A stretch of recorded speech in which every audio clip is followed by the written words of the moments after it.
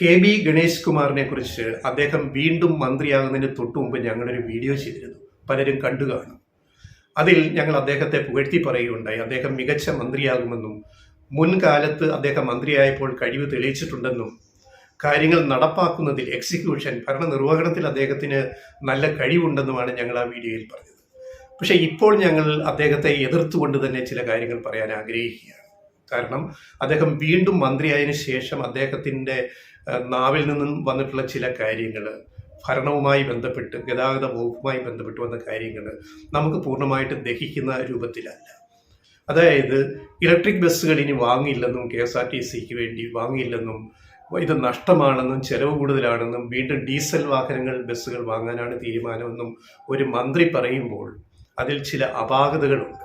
കാരണം പൊതുഗതാഗതം, കേരളത്തിലെ പൊതുഗതാഗതം ഇലക്ട്രിക് വാഹനങ്ങളിലേക്ക് മാറ്റാൻ പിണറായി രണ്ടാം ഗവൺമെൻറ് വളരെ നയപരമായ ഒരു തീരുമാനം എടുത്തിട്ടുണ്ട്, മന്ത്രിസഭയൊക്കെ കൂടിയിട്ട്.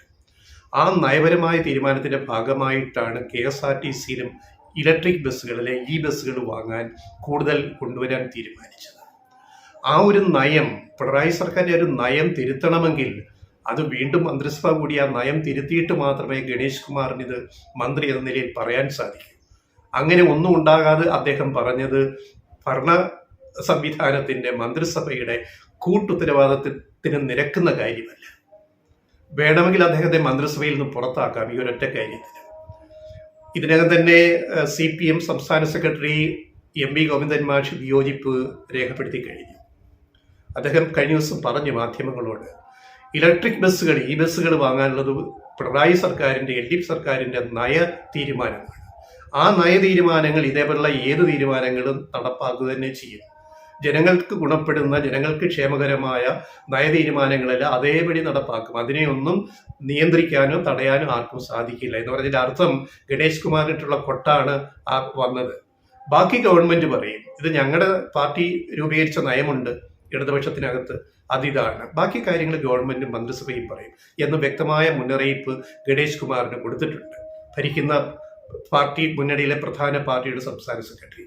ബാക്കി ഇനിയും മുഖ്യമന്ത്രി ഗണേഷ് കുമാറിനെ മന്ത്രിയെ വിളിച്ചിട്ട് കാര്യങ്ങൾ ബോധ്യപ്പെടുത്തിയാൽ അവിടെ തീരും.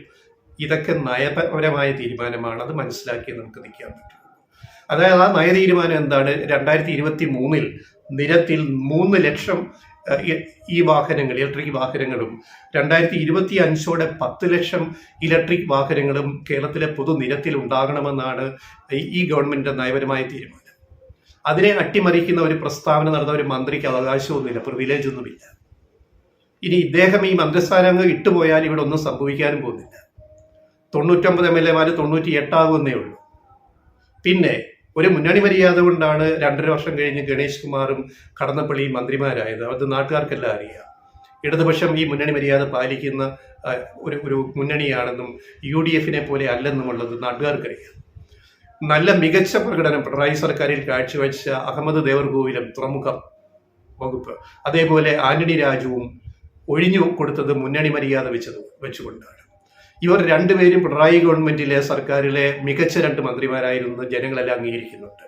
ആന്റണി രാജു ഗതാഗത വകുപ്പിൽ ചെയ്ത കാര്യങ്ങളും ദേവർകോവിൽ വിഴിഞ്ഞം തുറമുഖമായി ബന്ധപ്പെട്ട് തുറമുഖ വകുപ്പിൽ ചെയ്ത കാര്യങ്ങളുമെല്ലാം എല്ലാവരും ഓർക്കുന്നുണ്ട്. അപ്പോൾ ഇപ്പോൾ ഗണേശിന് എന്ത് പറ്റിയെന്ന് നിങ്ങൾ ആലോചിക്കുക. അദ്ദേഹം മന്ത്രിയായത് മുതൽ അദ്ദേഹത്തിന് ഒരു പ്രധാന ജോലി, അദ്ദേഹം എവിടെ മാധ്യമങ്ങളോട് എന്ത് പറഞ്ഞാൽ അതിനകത്തെല്ലാം എൻ്റെ മുൻഗാമി ഒരു കഴിവുകെട്ട ഒരു മന്ത്രിയായിരുന്നുവെന്നും പല കാര്യങ്ങളും ചെയ്ത് ശരിയായില്ലെന്നും ആന്റണി രാജുവിനെ പറ്റി, സ്വന്തം പിൻഗാമിയെ പറ്റി, അത് ഒരു മുന്നണിയിലെ തന്നെ ആളെ പറ്റി ഇങ്ങനെ പരസ്യമായിട്ട് പല അഭിപ്രായങ്ങൾ പറയുകയും ഒരു ഘട്ടത്തിൽ ആന്റണി രാജു പ്രതികരിക്കുകയും ചെയ്യുന്നതാണ്. വീണ്ടും ഇങ്ങനെ എനിക്ക് മുന്നിരുന്ന ഗതാഗത മന്ത്രി കഴികെട്ടവനാണെന്ന രൂപത്തിൽ ഒരു ഈഗോ വർക്കൗട്ട് ചെയ്യുന്ന ഗണേശിന്റെ ഈ രീതി ഒട്ടും ശരിയല്ല എന്ന് ഞങ്ങൾക്ക് തുറന്നു പറയേണ്ടി വരും. ഒന്നുകിൽ മന്ത്രിസ്ഥാനം രാജിവെച്ച് പോകാം, അല്ലെങ്കിൽ ഇടതുമുന്നണിക്ക് അതിനുള്ള സംവിധാനമുണ്ട്. ഒന്നുകിൽ മന്ത്രിസഭയുടെ നയപരമായ തീരുമാനത്തിനുള്ളിൽ നിന്ന് ഓരോ വകുപ്പിലും മന്ത്രിമാർ പ്രവർത്തിക്കണം. അതാണ് LDFന്റെ രീതി. UDFൽ മന്ത്രിയായിട്ടിരുന്ന പറഞ്ഞതുപോലെ വായി തോന്നുന്നതൊക്കെ പറയാവുന്നൊരു സംവിധാനമല്ല LDF എന്ന് എന്തേ ഗണേശിന് ഇപ്പോഴും മനസ്സിലാവാത്തത് എന്നാണ് ഞങ്ങളുടെ ചോദ്യം. അപ്പൊ ഇതിനകത്ത് നടപടി ഉണ്ടാവും, അത് ചിലപ്പോൾ മുന്നറിയിപ്പായിരിക്കും. നയതീരുമാനത്തിന് വിരുദ്ധമായിട്ട് ഗതാഗത വകുപ്പിൽ ഒന്നും ചെയ്യാൻ പോകുന്നില്ല എന്ന് ഇപ്പം തന്നെ വ്യക്തമാക്കിയിട്ടുണ്ട്. ഇനി അത് മുഖ്യമന്ത്രി കൂടി വ്യക്തമാക്കേണ്ട കാര്യമാണ്. അത് സംഭവിക്കും. അപ്പോൾ ഇദ്ദേഹം എന്താണ് ചെയ്തത്? ഇലക്ട്രിക് ബസ്സുകളുടെ ആയുസ് എന്താണെന്ന് പോലും ആർക്കും അറിയില്ല, എത്ര വർഷം ഓടുമെന്ന് പോലും ആർക്കും അറിയില്ല. ഇദ്ദേഹം ഈ ലോകത്തല്ലേ ഗണേഷ് കുമാർ ജീവിക്കുന്നത്? ഒരു ഇലക്ട്രിക് ബസ്സിന്റെ ഈ ബസ്സിന്റെ ശരാശരി ആയുസ് 12 വർഷമാണ്. ബാറ്ററിയുടെ ലൈഫാണല്ലോ അതിന്റെ പ്രധാന ആയുസ് എന്ന് പറയുന്നത്. നിലവിലുള്ള ലിഥിയം അയോൺ ബാറ്ററി ബസ്സുകളിലെ 12 വർഷം വരെ അതിന് ലൈഫ് ഉണ്ട്, ദൈർഘ്യമുണ്ട്. അത്രയും നാൾ അത് വർക്ക് ചെയ്യും. പിന്നെയാണ് ബാറ്ററി മാറ്റുകയോ ഒക്കെ ചെയ്യേണ്ടി വരുന്നത്. അപ്പം 12 വർഷം ഒരു ചെറിയ ആയുസ് അല്ലല്ലോ ഒരു ബസ്സിന്. നമ്മൾ ഡീസൽ ബസ്സിന് KSRTC കൊടുത്തിരിക്കുന്ന ആയുസ് 15 കൊല്ലമല്ലേ. 15 കൊല്ലം ആകുമ്പോൾ ആ ബസ്സുകളെല്ലാം മാറ്റിയിട്ട് പുതിയത് ഇറക്കണമെന്നാണ്. ഒരു ബസ് 15 കൊല്ലം ഓടിക്കഴിയുമ്പോൾ. അപ്പോൾ ഇവിടെ ഇലക്ട്രിക് ബസ്സിന് ഇപ്പം തന്നെ 12 വർഷത്തെ ആയുസ് കണ്ടെത്തിയിട്ടുണ്ട്. അത് പഠനങ്ങളിൽ ബോധ്യപ്പെട്ടിട്ടുണ്ട്. ഇനി വരും വർഷങ്ങളിൽ അല്ലെങ്കിൽ ഒരു അടുത്ത 10 വർഷത്തിൽ ഈ ബാറ്ററി ലൈഫ് തന്നെ വീണ്ടും കൂടിയാൽ ഇലക്ട്രിക് ബസ്സിന്റെ ആയുസ്സുകൾ വീണ്ടും കൂട്ടിക്കൊണ്ടുപോകാൻ പറ്റും. ഇപ്പം തന്നെ ചില ബസ്സുകൾക്ക് യൂറോപ്പിലൊക്കെ 18-20 വർഷം വരെ ആയുസ് നിഷ്കർഷിച്ചിട്ടുണ്ട് ആ ബാറ്ററി ലൈഫിൽ. അപ്പം ഇതിൽ വലിയ പുരോഗതി സാങ്കേതികമായിട്ട് സയന്റിഫിക് ആയിട്ട് ലിഥിയം അയോൺ ബാറ്ററി രംഗത്ത് വന്നുകൊണ്ടിരിക്കുകയാണ്. അതിൻ്റെ ഗുണം ഈ ഇലക്ട്രിക് വാഹനങ്ങൾക്ക്, ഈ ബസ്സുകൾക്ക് കിട്ടുകയും ചെയ്യും. യാഥാർത്ഥ്യം ഇതായിരിക്കെ ഇപ്പം ലണ്ടൻ നഗരത്തിൽ ഉൾപ്പെടെ, അതേപോലെ പല ലോക നഗരങ്ങളിലും പൊതുഗതാഗതം മുഴുവൻ ഇലക്ട്രിക്കിലേക്ക് മാറിക്കഴിഞ്ഞു. അത് ലാഭകരമായിട്ടാണ് പ്രവർത്തിക്കുന്നത്. പിന്നെ എങ്ങനെയാണ് ഇവിടെ മന്ത്രി ഇത് ഇങ്ങനെ പറയുന്നത്? എന്ത് അടിസ്ഥാനത്തിലാണ്? ഇപ്പോൾ ചൈനീസ് നഗരങ്ങളിലെല്ലാം ഈ ബസ്സുകളായി കഴിഞ്ഞു. അതുപോലെ ഇന്തോനേഷ്യ, അതുപോലുള്ള പല രാജ്യങ്ങളിലും, ബ്രസീൽ ഉൾപ്പെടെ ഈ ബസ്സുകളാണ് നഗര ഗതാഗതത്തിന് കൂടുതലായിട്ട് ഉപയോഗിക്കുന്നത്. കേരളത്തിൽ അതിൻ്റെ പരീക്ഷണം നടന്നത് തിരുവനന്തപുരം നഗരത്തിലാണ്, തലസ്ഥാനത്താണ്. തിരുവനന്തപുരം നഗരഗതാഗതം മുഴുവൻ, പൊതുഗതാഗതം മുഴുവൻ ഇലക്ട്രിക് ബസ്സുകളിലേക്ക് മാറ്റാനുള്ള ശ്രമത്തിൻ്റെ ഭാഗമായി ഒട്ടേറെ ഇലക്ട്രിക് ബസ്സുകളാണ് നഗരത്തിൽ ഇറക്കിയത്. അതെല്ലാം കൃത്യമായിട്ട് ഓടുന്നുണ്ട്. ഈ നീളം കുറഞ്ഞ ബസ്സുകൾ ഉൾപ്രദേശങ്ങളിലേക്ക് പോയിട്ട് ഓട്ടോറിക്ഷ, ടാക്സി, കൊള്ളകൾ വരെ നിയന്ത്രിക്കാൻ, അമിത കൂലി ഈടാക്കുന്നത് നിയന്ത്രിക്കാൻ ഈ ബസ്സുകൾ ജനങ്ങൾക്ക് ഏറ്റവും സഹായകരമായിട്ട് മാറിയത് ജനങ്ങൾ തന്നെ പറയുന്നുണ്ട്.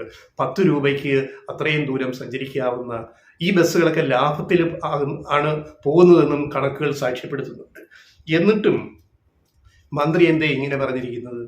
ഇപ്പം തിരുവനന്തപുരം നഗരത്തിലെ കണക്ക് ഞാൻ പറയാം. അവിടെ ഒരു ബസ് പെർ റൂട്ട് പിന്നെ 30,000 രൂപ വരെ ലാഭം നേടുന്ന ഒരു റൂട്ടിലാണ് ഇലക്ട്രിക് ബസ് ഓടുന്നത്.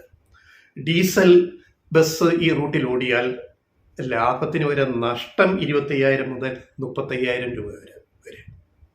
അപ്പോൾ ഇലക്ട്രിക് ബസ്സുകൾ നഷ്ടത്തിൽ എവിടെയാണ് പോകുന്നതെന്നാണ് ഈ മന്ത്രി പറയുന്നത്? അല്ലെങ്കിൽ അതിൻ്റെ കൃത്യമായ കണക്കുകൾ കാണിക്കണം. അപ്പോൾ ഡീസൽ ചെലവ്, തിരുവനന്തപുരത്തെ കണക്കാണ്, ഡീസൽ ചെലവ് പ്രതിമാസം 3.5 കോടിയാണെങ്കിൽ വരുമാനം 7 കോടിയാണ്. പിന്നെ മറ്റ് ചെലവുകൾ കൂട്ടുക.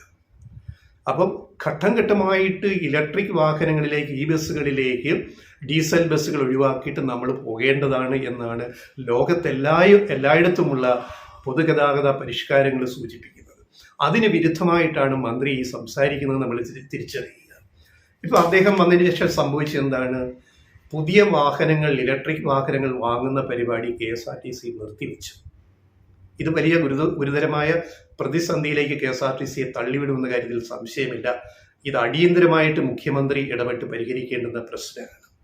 ഇപ്പോൾ തിരുവനന്തപുരത്തെ സ്മാർട്ട് സിറ്റി പ്രോജക്റ്റിൽ പുതുതായിട്ട് 13 ബസ്സുകൾ ഇലക്ട്രിക് വാങ്ങാൻ തീരുമാനിച്ചിരുന്നു. അത് മരവിപ്പിച്ചു.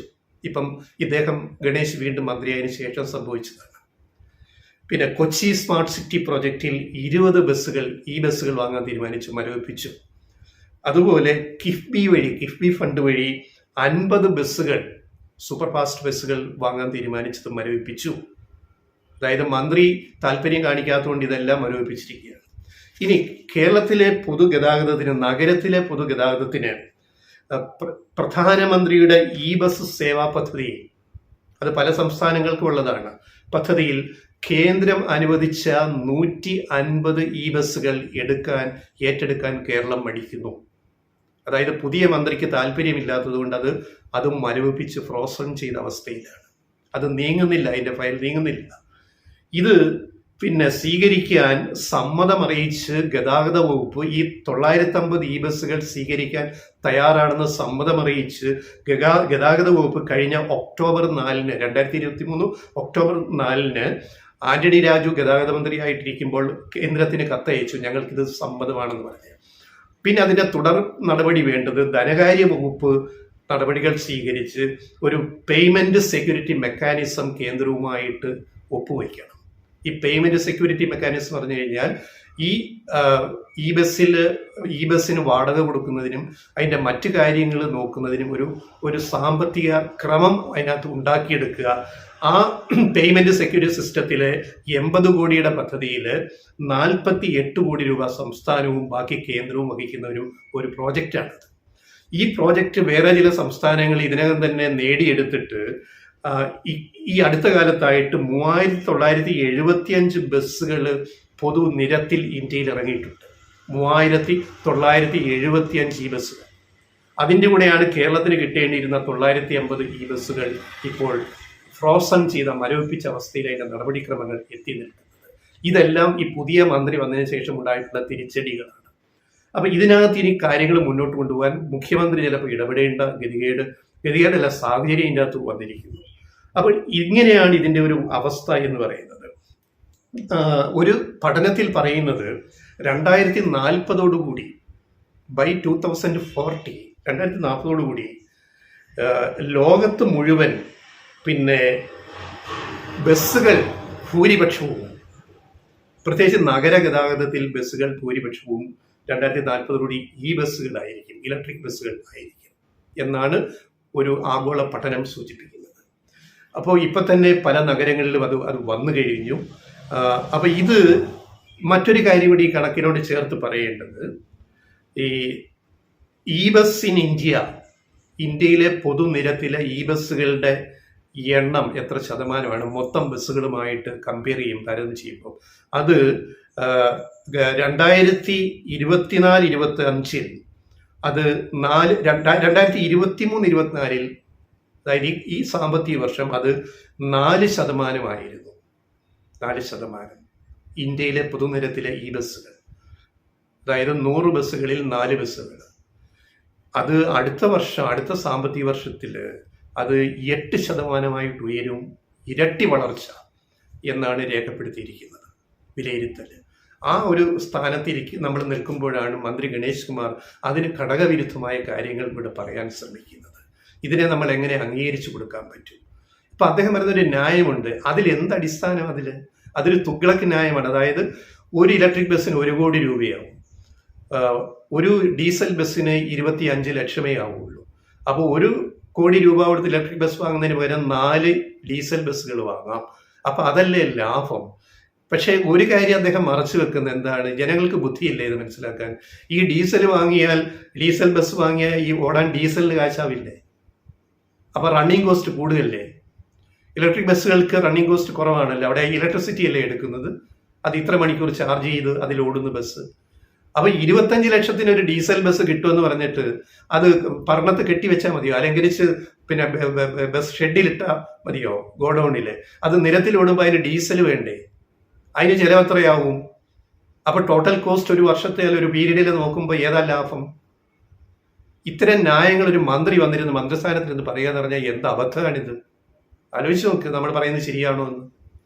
അപ്പോൾ ഇങ്ങനെ ഒരു അവസ്ഥയിലാണ്, അതായത് കാർബൺ എമിഷൻ ഇല്ലാതെ, കാർബൺ ബഹിർഗമനം ഇല്ലാതെ, പരിസ്ഥിതി അനുകൂലമായിട്ട് യോജിച്ച് ഓടുന്ന ഈ ബസ്സുകൾ, അതിനു പകരം കാർബൺ എമിഷൻ കൂട്ടുന്ന ഡീസൽ ബസ്സുകൾ. നമ്മുടെ ഭാവിയിലേക്ക് എന്താ വേണ്ടത്?